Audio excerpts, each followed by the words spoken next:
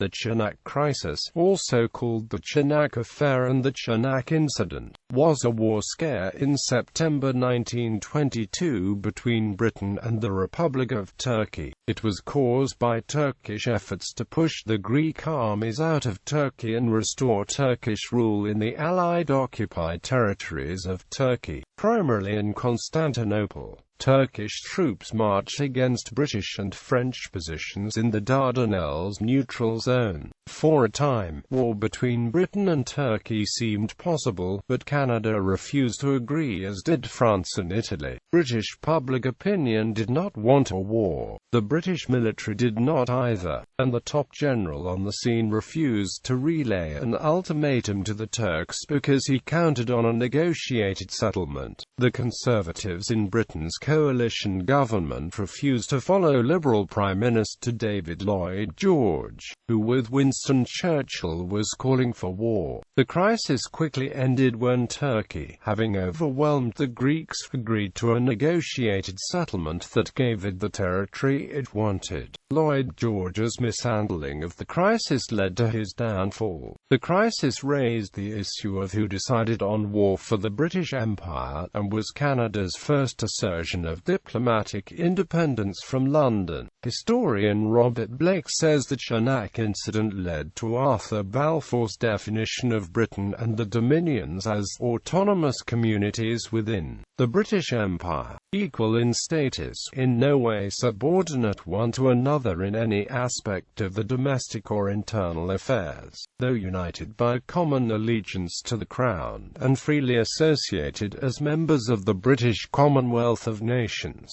Quote, in 1931 Parliament enacted Balfour's formula into law through the Statute of Westminster.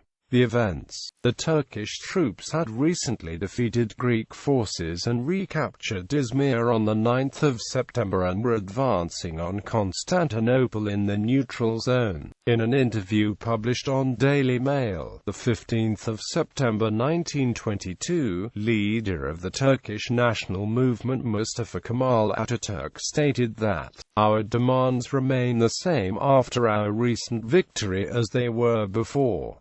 We ask for Asia Minor, Thrace up to the river Maritsa and Constantinople. We must have our capital, and I should in that case be obliged to march on Constantinople with my army, which will be an affair of only a few days.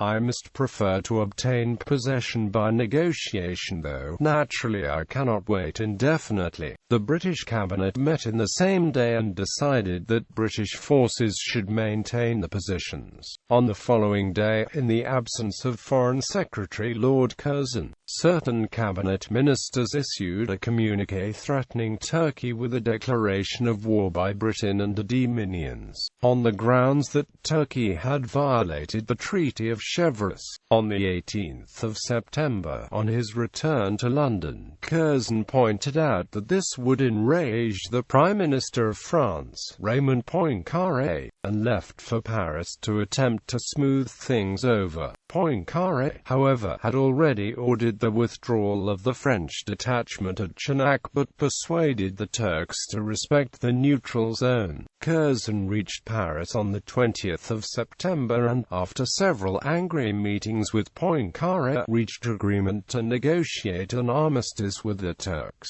Meanwhile, the Turkish population living in Constantinople were being organized for a possible offensive against the city by the Kemalist forces. For instance, Ernest Hemingway, reporting for the Toronto Daily Star at the time as a war correspondent, wrote about a specific incident. In British politics, Lloyd George, Winston Churchill, and the Conservative Lord Birkenhead were pro-Greek and wanted war. All other Conservatives of the coalition in his government were pro-Turk and rejected war. Lloyd George's position as head of the coalition became untenable. Furthermore, the British public were alarmed by the Chanak episode and the possibility of going to war again. It further undercut Lloyd George that he had not fully consulted the Dominion Prime Ministers. Unlike 1914, when World War I broke out, Canada in particular did not automatically consider itself active in the conflict. Instead, Prime Minister Mackenzie King insisted that the Canadian Parliament should decide on the course of action the country would follow. By the time the issue had been debated in the Canadian House of Commons,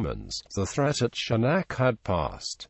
Nonetheless, King made his point. The Canadian Parliament would decide the role that Canada would play in external affairs and could diverge from the British government. The other Dominion Prime Ministers in the Kingdom of Yugoslavia, Kingdom of Italy and the Kingdom of Romania gave no support. On the 23rd of September, the British cabinet decided to give East Thrace to the Turks, thus forcing Greeks to abandon it without a fight. This convinced Kemal to accept the opening of armistice talks, and on the 28th of September he told the British that he had ordered his troops to avoid any incident at Chanak, nominating Mudanya as the venue for peace negotiations. The parties met there on the 3rd of October and agreed to the terms of the armistice of Mudanya on the 11th of October, 2 hours before British forces were due to attack. Consequences. Lloyd George's rashness resulted in the calling of a meeting of Conservative MPs at the Carlton Club on the 19th of October 1922, which passed a motion that the Conservative Party should fight the next general election as an independent party. This decision had dire ramifications for Lloyd George, as the Conservative Party made up the vast majority of the 1918 to 1922 post-war coalition. Indeed, they could have made up the majority government if it were not for the coalition. Lloyd George also lost the support of the influential Curzon, who considered that the Prime Minister had been maneuvering behind his back. Following the Carlton Club decision, the MPs voted 185 to 85 for ending the coalition. Lloyd George resigned as Prime Minister, never to return as a major figure in party politics.